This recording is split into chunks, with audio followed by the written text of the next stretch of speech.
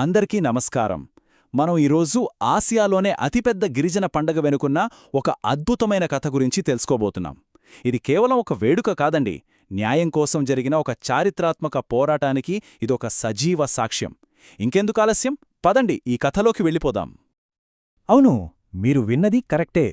ఈ జాతరకి లక్షలాది మంది వస్తారు. వాళ్ళు టన్నుల కొద్దీ బంగారాన్ని మొక్కుగా చెల్లిస్తారట. వినదానికే చాలా ఆశ్చర్యంగా ఉంది కదా, కాని అసలు మాజా ఇక్కడే ఉందన్నమాట. షాక్ అయ్యారా? అవును, ఇక్కడ బంగారమంటే నిజమైన బంగారం కాదు, బెల్లం. ఈ ఒక్క చిన్న మార్పులోనే ఈ పండగ వెనుక ఉన్న ఎంత పెద్ద ఫిలాసఫీ ఉందో మనకర్థమవుతుంది. సరే, మనం మొదటి భాగంలోకి వెళ్దాం. దీని పేరు బెల్లం బంగారం పండగ. అసలు బంగారానికి బదులుగా బెల్లాన్ని ఎందుకు సమర్పిస్తారు? దాని వెనుక ఉన్న ఆ లోతైన అర్థమేంటో ఒకసారి చూద్దాం. ఇక్కడే అసలు విషయం ఉంది. ఆలోచించండి, బంగారం కడుపు నింపుతుందా? లేదు, అది కేవలం సంపదకు, కొన్నిసార్లు దురాశకు గుర్తు. దాన్ని దాచుకుంటాం. కాని బెల్లం సంగతేంటి? బెల్లం ప్రాణాన్ని నిలుపుతుంది, మనకు శక్తినిస్తుంది. అన్నిటికన్నా ముఖ్యంగా దాన్ని పంచుకోవచ్చు. సో దాచుకునే బంగారం కన్నా పంచుకునే బెల్లం గొప్పదే అనేది ఈ గిరిజన ప్రజల అద్భుతమైన జీవనవేదం అన్నమాట.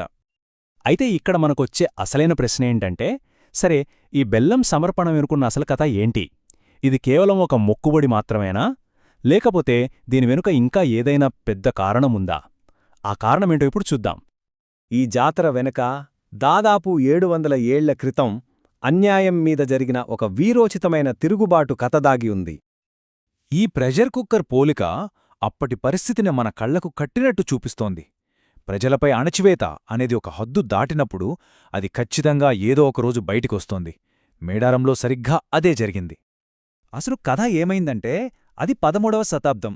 అప్పుడు భయంకరమైన కరువొచ్చింది. గిరిజనులు పన్నులు కట్టలేని పరిస్థితి. కాని రాజు మాత్రం కనికరించలేదు. పైగా వాళ్లమీదకే యుద్ధం ప్రకటించాడు.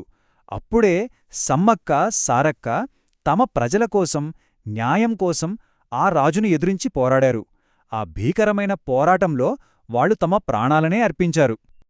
ప్రజల కోసం ఇంత గొప్ప ప్రాణత్యాగం చేసిన ఈ చారిత్రక వీరులు మరి వాళ్లు దేవతలుగా ఎలా మారారు? వాళ్ళని ఎందుకు పూజిస్తున్నారు? ఆ ప్రయాణమేంటో చూద్దాం. ఇది చాలా ముఖ్యమైన ప్రశ్న. మనం పూజించే ఎందరో దేవుళ్లలాగే సమ్మక్క సారక్కలు కూడా పురాణాల్లోని పాత్రలా?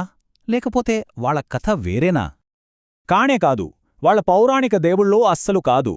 వాళ్ళు మనలాంటి మనుషులే.